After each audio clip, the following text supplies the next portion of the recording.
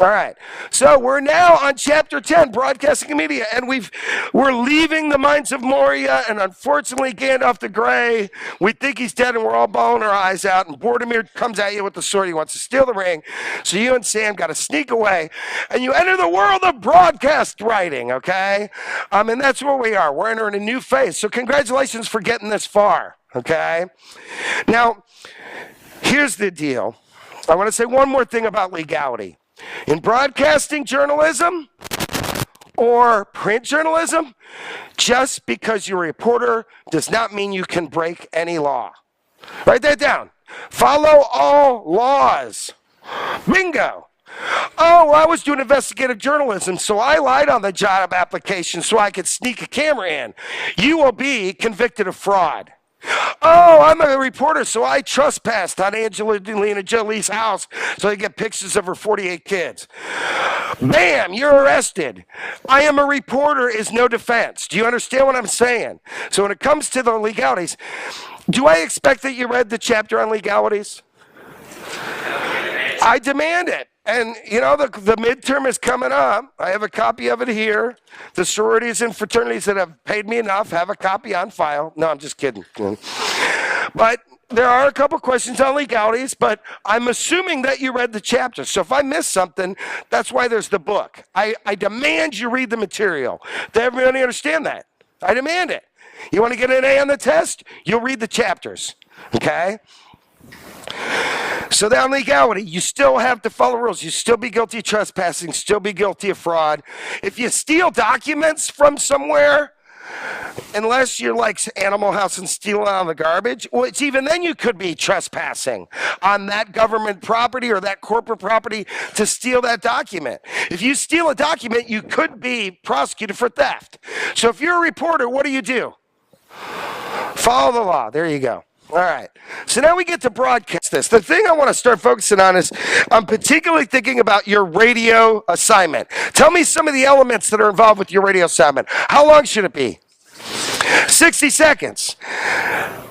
68 seconds? No. You know why? Because if you go 68 seconds on GLT, they could be late for this is NPR, the national broadcast feed. Seconds count in broadcasting, okay?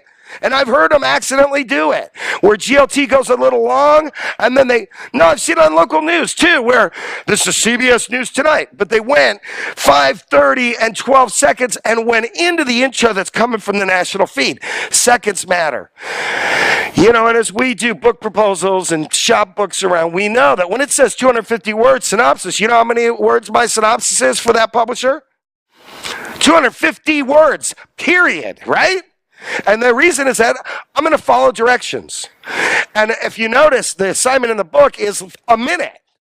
Right? What is another element that's involved with this radio story that's coming up in 2 weeks? Yes. Present tense, big change. The president says it's not his fault that people can't look at Mount Rushmore because of the government closed down. The president says he doesn't want to hurt poor kids with cancer.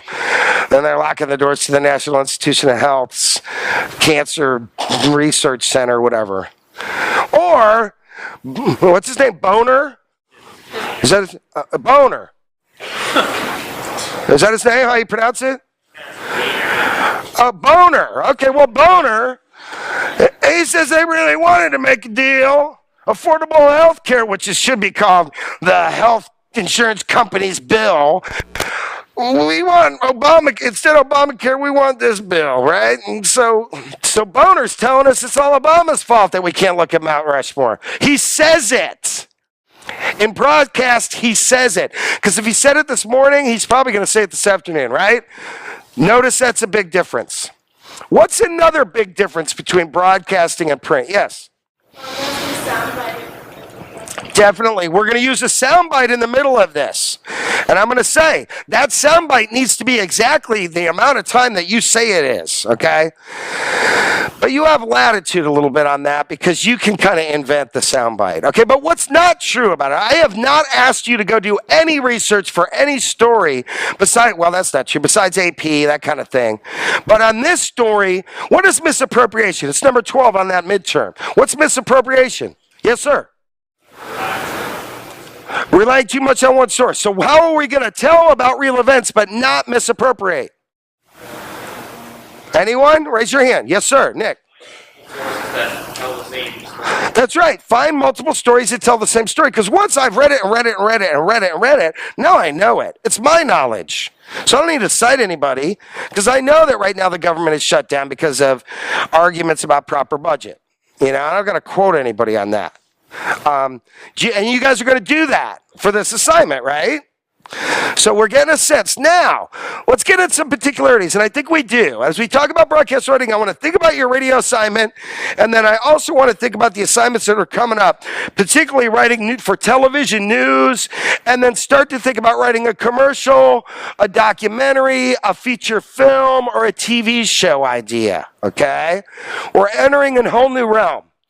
So we're talking about these considerations of broadcast writing, similarities of broadcast and print, differences, oral style or oral style, broadcast media practice, broadcast format writing guidelines, the role of vocal cues in broadcasting, broadcast formats, broadcast leads and structure, styles and speaking, gatekeeping, trends in electronic media. And you're saying, yeah, Mikhail's going to cover all that today. Right. But let's do what we can. So we go and these broadcast writing considerations. First of all, remember that when we broadcast, 90% of the time, the words are heard but not seen. The words are heard but not seen. Now, as a writer, I always turn on my subtitles. Always. So when the kids and I were watching World War Z, what do you guys think? Was it appropriate? Who saw World War Z? Well, appropriate for 9 and 11? Oh, no. Okay, well, I made that judgment call. You don't have to bring it up to your mom, okay?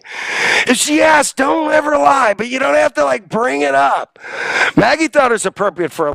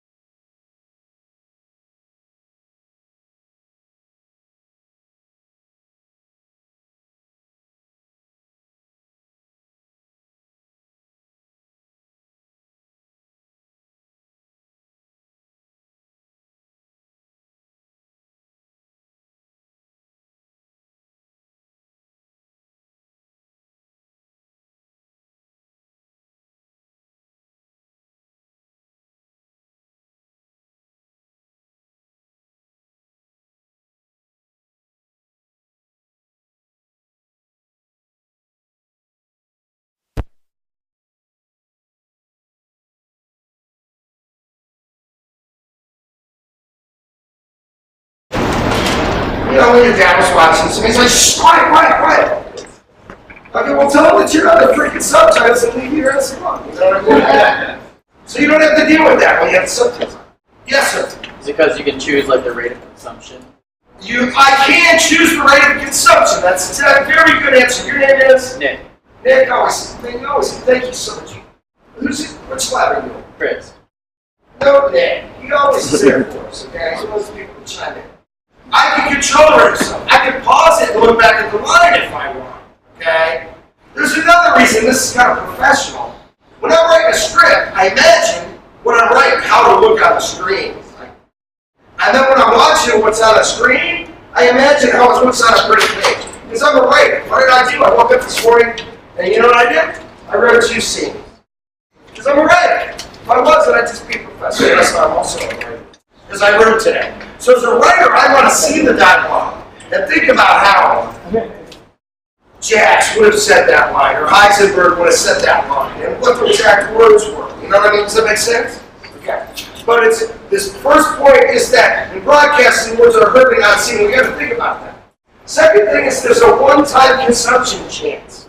You ever wonder why they say, technical, this Sunday, 3 o'clock. Why are they doing that? Huh? What's in your head? Yeah, you got more than one shot at catching. Woody, he was like, Dad, you know what I just saw? They ran the same commercial 2 times in a row. You guys have seen this, right? Well, Woody thought it was a revolution. He was like, man, they just showed this commercial 2 times. And it was about Crest. And Crest did this, this, and this, Dad. And they told me twice.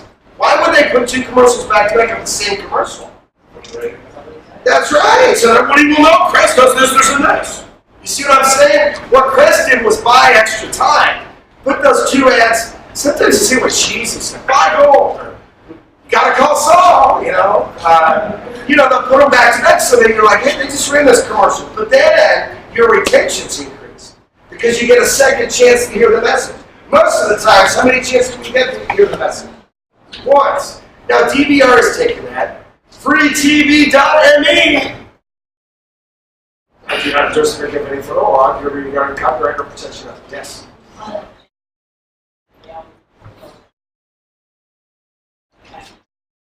National Team 9000. National Team. You guys remember this one? Yeah. So a jingle, we're going to talk about it. Very good. But when we talk about advertising, we're talking about a jingle and a slogan that helps us remember that contact information. They want, and here's the deal, is my brother-in-law worked, he was an editor for the Big 3. He worked in Detroit as an editor, a video editor. And when the executives came in, they said, we need to see the Chevy logo or the name of the car at least 3 times for a 30-second spot. And why do they want to do that? Raise your hand. You got it. Yeah. Yeah, branding. That's right. I want to make sure that I know what product that they're advertising is. Now we know that they're not just selling a new Mercedes, but they're also selling the idea that I need a new car, a lifestyle. But nevertheless, they're going to give me that Mercedes logo, and they're going to say Mercedes. It's going to be there 3 times because I only have a one-time chance of consumption. The next element when it comes to broadcast, and at least different from face-to-face, is there's limited feedback opportunities. I mean, when you throw a half can of Ham's beer at your TV and yell at the quarterback, does he hear you? Now, it might make you feel better. But that's the Bears. That's what you want. The Bears fans? No, man. But when you were yelling at the TV, they don't hear you. I mean, when you have a look of confusion, at least I can see it and I try to help. I do the best I can. But there's limited. What kind of feedback is there for TV? We've already talked about this. This is one of the questions on the test. What's the most important feedback for television or radio? Yes. Ratings. That is correct. What's another form of feedback for Crest? Yes, Nick. Sales. Sales. That's right. There's other forms. What else is good idea to feedback to a TV show or a radio? Yeah. Go ahead, bud. I sure can complain. I can pick up that phone and complain. Go ahead. Surveys, that's a way indirectly they get our feedback. Yes? Blogging. Blogging, definitely. I can blog and it's indirect. But maybe they get the sense of what's up. I mean, it's amazing what Ben Affleck got the Batman job, how many people complained and blog. But then the company actually responded. There were defenders of Batman as Batman. Yes, ma'am. Reviews, yeah, that's another way. I mean, bottom line is, man, when on my phone, when Rotten Tomatoes said 96 last night, I was in the video store, like 950, getting my latest Spartacus fix for the Dam, and I read it something else. But when I saw that Gravity got a 96, which is an average of the reviews from critics, I finally looked up the times. 10:25 start price. So I know what I'm doing tonight. There's no Walking Dead. It doesn't start till next week, right? There's no Heisenberg. I guess I'm going to see it. Anyways, so that is a way you get feedback. I mean, on radio, radio calling is all about feedback. I mean, some of the reason Glenn Beck would say Obama's a Nazi is so that people like me call, but you're Obama. I'm listening to Glenn Beck so I can be mad at him. I'm doing very good on that. I'm seeing most of it. But he wants a reaction from me, and that's feedback, and he sucks me in. If he provokes my feedback, he knows I'm listening, you know. But just recognize the amount of feedback we're broadcasting is limited. The next thing is that there is a large individual, a large audience in broadcasting of what? Of listeners, individuals. When I say that, why is that important? Why is it important to recognize we have a large... How many people in your car when you listen to the radio? Go ahead. Get your hand up. Did you? Yeah, how many people are in your car? Just you. So what kind of orientation can we use? Very good. Wow, you guys read the chapter. No, you can use it because right now in the used car lot, we'll give you the best deal you can ever imagine. So you can use a U orientation. Do you do that in broadcast? Were we do that in straight print? We were not. And what I'm going to say is, that large audience of individuals, not only can you use a U orientation now, you should make sure that you have sun because it's going to snow big time tomorrow. That's what the weather person can tell you on the radio and TV. But along with that is a lack of less formality in broadcasting. What does that mean? What's the practical application of less formal writing style in broadcasting as opposed to print?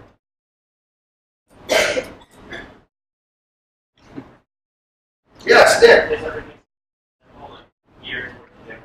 More simple, geared towards the general audience. Yeah, we're still going to be keeping that very simple for Joe to unpack. Yes? Very conversational, that's right. So what could I use? Or what couldn't I use in print? Yes? Contractions, very good, right? Broadcasting, I can use contractions. Why? Because that's how we speak. That's exactly what said it. Yeah, Jalen, that's right. Because that's how we speak. You know, and I find when I'm writing dialogue, in the last couple of days I'm writing dialogue, and I put, I cannot believe you just, now. I can't believe you just said that. Dude. That's it. Or my character says dude a lot. Leo. But the people speak in contractions, don't they? And so you want to be conversational, you want to be less formal, so make sure you write down, I can use contraction in broadcasting. It sounds more natural. You're being more conversational, less formal. Cool? Good. All right, go ahead. What are some of the similarities between broadcast and print media? And here, man, for the sake of ad nauseam, there are going to be several things you're going to know about quality writing when you leave this class, and I hope you never forget that. And the first is structural considerations, right? It doesn't matter what you're writing. You want to think about what's the structure overall, and what are the three structural considerations that we started this first day in this class with. What? Raise your hand. Yes, sir? No, that's good. Those are the characteristics of quality writing. Structural considerations are getting close, though. We're getting really warm. Yes. Unity! Yes! Good job. What's your name again? Shoshana? You rock. Unity. What else? Variety. Pace. Climax. Never forget that. So good answer. Wrong answer, particular. But unity, variety, pace, and climax. And climax just goes to what? Telling good, which is all about the drama, right? We're being dramatic. We're telling. Why do we tell a good story? Like, man, you give me a straight news feature about somebody opening a bakery. I don't care. I do not care. Straight story about somebody opening a bakery? I got time for it. Make it interesting. About how it's a soldier that came back and always wanted to be a baker and got a chance through the GI Bill and some of the money he got because of his disability. All of a sudden, I'm thinking this is an interesting story. So, tell a story. It makes sense. And so that's why unity, variety, pace, and then climax gets into teledrama. But then the 4 C's, which we started to get to, are the characteristics of quality writing, which are what? What is one of the 4 characteristics of quality writing? Yeah, you. Clear, concise. Correct. Complete. All right, cool. Excellent. Very good. Excellent job. We're going to remember that. It doesn't matter what I'm writing.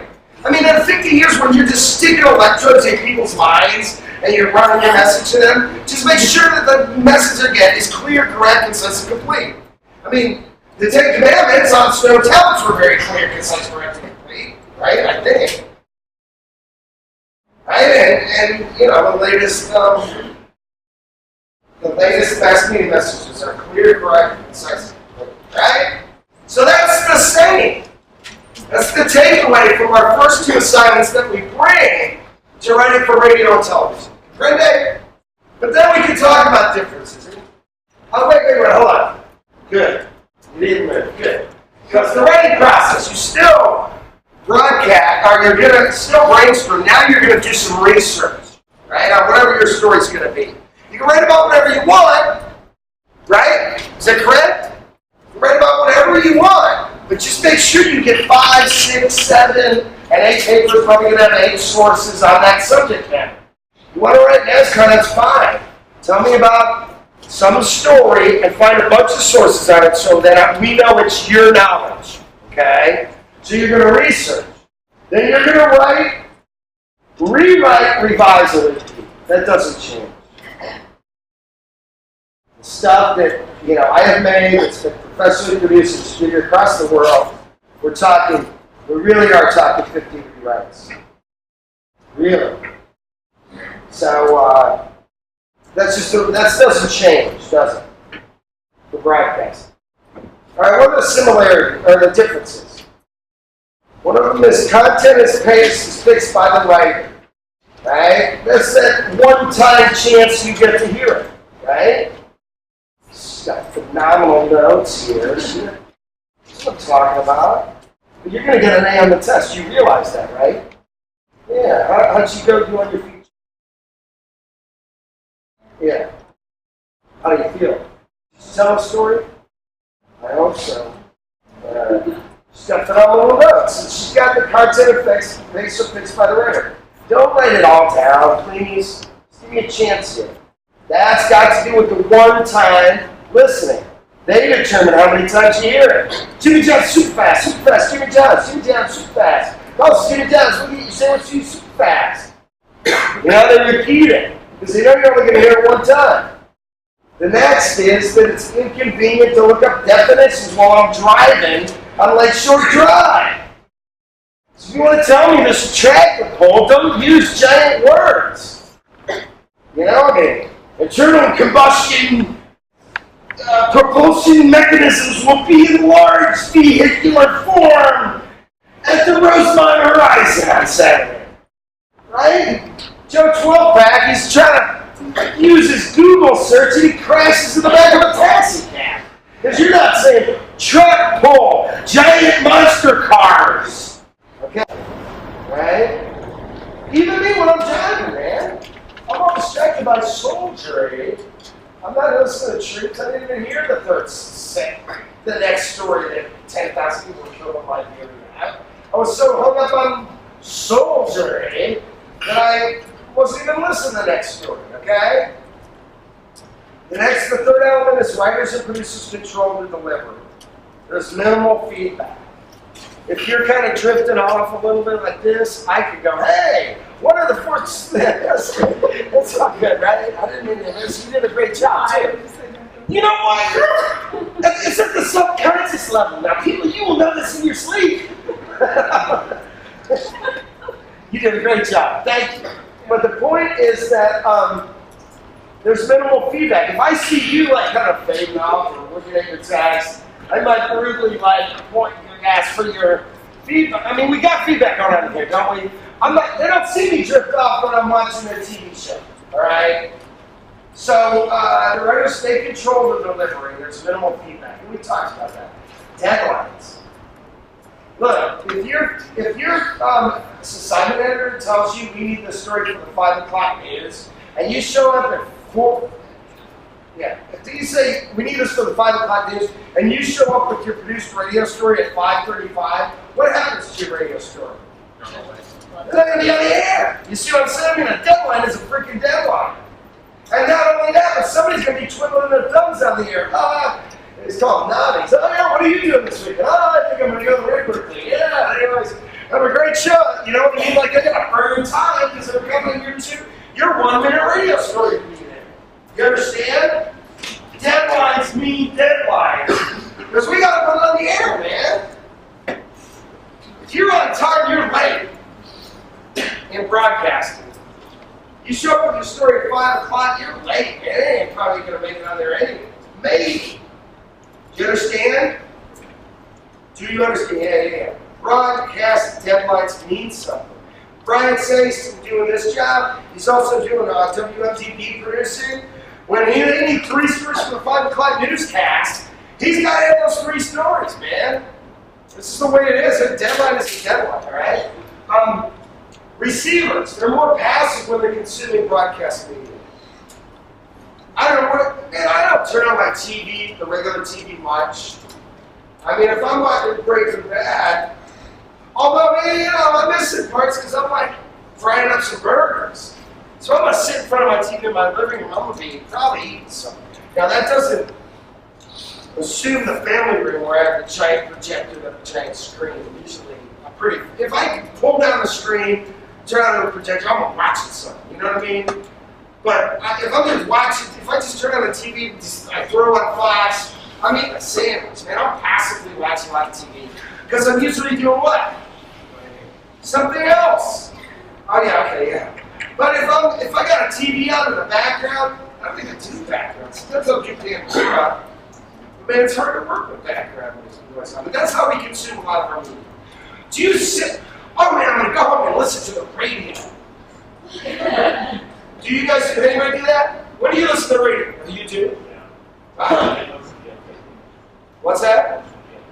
Okay, that's cool. And do you just sit there and just look at your radio? No. What do you do? Okay, you lay in your bed and listen to it. Yeah, okay, well most people will have a book open, or be like hanging up their clothes, or be brushing their teeth, fixing a snack. You're a little bit, you're a radio guy, right? So you want to learn from it to some degree. But most people passively, we're doing other things. What do you guys do when you listen to the radio most of the time? Shower. Drive, that's right. And so we're, you know, they're trying to avoid what? Raise your hand. I missed it. I yelled shower. Shower? Shower radio. Yeah, some of that also really makes me want to take a shower. But no, it's a lot of advice. I mean, the clock radio goes up, or, you know, you have the radios. Yeah, that's viable. I buy that. You're doing something else. That's the point. Because we passively consume a lot of our broadcast media, okay? The other big thing I want to say is, how much does it cost to put an ad in the anagram for the vidette? Does anybody know? Not a ton of cash. How much does it cost to get a 30-second commercial on the Super Bowl? Millions! Alright? So this is one of the differences between broadcasting and print. Is that ads can cost a lot more when it comes to broadcasting. Right? My friend, for her and her boyfriend, and it was really much. Put it, I love you, honey, whatever, and it cost like $50 in the newspaper? Right, that probably would have cost, depending on your market, hundreds of dollars to put that on TV. I always wanted, would it be cool to buy a 15-second ad and put it on the middle of TV that says, shut your TV off now and go play with your kids? You think they'd run it? No, that'd be censored. You know? Censorship is only when the government restricts. I don't know. It'd just be interesting. Shut your TV off now. Nickelodeon does that. I know that's cool that they do that. Right, no, it is. It's like, let's go outside and play. I like that. You know? But I hate commercial TV. That's not fun. Alright, you guys know that. We'd rather watch the Disney shows on Netflix. Like Nickelodeon says, you know, we consume way too much. You guys know how many commercials you'll watch before you die? At least 10,000 hours of commercials. Yeah! So we consume a lot. So it's good to tell the kids to go out and play every once in a while, isn't it? All right. Those are differences. Oral style. We already said this. It's more informal, casual than frank. Right? What does that mean? We can use what? Contractions. We can also use what orientation? You. A you orientation. Simple, straightforward words. We're driving, man. You need to be clear to us. Just like we talked about Strunk and Adams, man. Or Strunk and Adams. Strunk and White. We're going to be simple, clear, first order words. We're going to say the police rather than law enforcement officers. Usually. Okay? Active voice. Someone raise your hand and tell me what active voice is. It's 3 times on the midterm. Yes? It's a verb right after the subject and Very good. It's a verb right after the subject. And the subject is then going to act upon an object that comes later in the sentence. Subject acts on an object. That's active. We run into this problem in our writing. It's just more direct, it's more straightforward, it's easier to understand, and it does denote responsibility. Who did what to him? So use active voice. Personal pronouns. She, you. And that's that you orientation I just talked about. Okay? So these are some of the elements of oral style. Any questions about any of those? More time up there. Active words. Oh, connotative descriptive words. I'm sorry. I missed that. Description, especially in radio, paint a picture in the mind of the receiver. And I do want to apologize, I guess. I do use the war analogy for descriptive because it's what Edward R. Murrow did in World War II in the plants, but I didn't mean to. If you face some situations or lost somebody in a war situation, I didn't mean to be insensitive at all. So I always want to be the most sensitive guy I can be. If anybody sensibilities, I pardon about. I mean, the reality is that our people are fighting in really dangerous situations. And, we can't, ostrich our head over that, but nor do we want to walk into the flags. So, but the point is we want to be descriptive, don't we?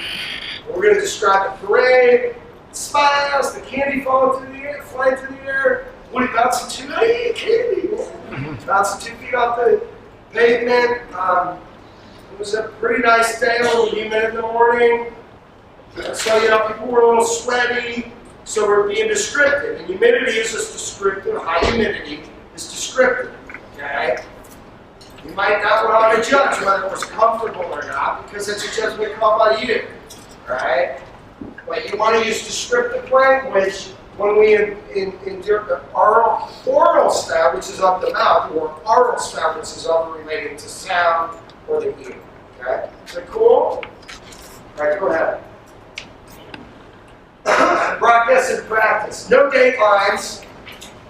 We're assuming the dateline is right freaking now, right? That's what I'm telling you. News is happening now. So you don't need to do a dateline. Make sure you do present tense. Make everything possible present tense. Runners are recuperating from the Ironman run on Sunday. You see how you could say they competed in the Ironman on Sunday, but move it into present tense and say runners are recuperating. You see what I'm saying? Try to tell us why it's important this second. And Dan is going to come in and tell us the title of this. It's one of the most important news values in radio. Make present tense whenever possible. Avoid complicated proper names. That's why it's best to put the simple title before their name. Okay? And I'm going to talk about this, man. Listeners cannot see commas, ladies and gentlemen. So don't say Karen Blanston, comma, director of the garbage collection pickup for the town of Normal, comma, said. Say, the head of Normal Garbage, Karen Blanston, said. You see what I'm saying? So try to simplify their title or their job description and put it before their name, right before the verb says. Shouldn't have been says. Made a mistake. Says that the city's curbside recycling is doing wonders. Excellent. Yes, I So you said the head of garbage. collection. Garbage, and then put a name, and then it said. Yes, says. Says. Yeah, I saw the mayor today. We really fought for curbside recycling. No, but we did. Everybody does it except normal. So we went and we kind of made a thing, me and Matt. Said, hey, let's go see how politics work. Went to the city council and told them it's about, we're glad that buck stopped here. And we were actually able to tell them they're going to make money. They didn't even know that Bloomington nets $150,000 for their recycling program. They didn't know that. What was I yelled to the mayor? I said, hey, we really appreciate the recycling program. He goes, you do, you're alone. Anyways, but the president says, no, the mayor, actually the mayor. The mayor says, I'm alone in my love of the recycling program. Present tense, you get it? So avoid, leave out excessive explanation. Leave out excessive explanation. Just give me what we need. That's concise. Time is money, okay? And use the active voice, all right? I need you to continue to read chapter 10. We're going to pick it out and continue. We're going to talk. Look at the chapter on radio because we're going to get into it. Good job on your features, guys. I'll see you on Wednesday. Read chapter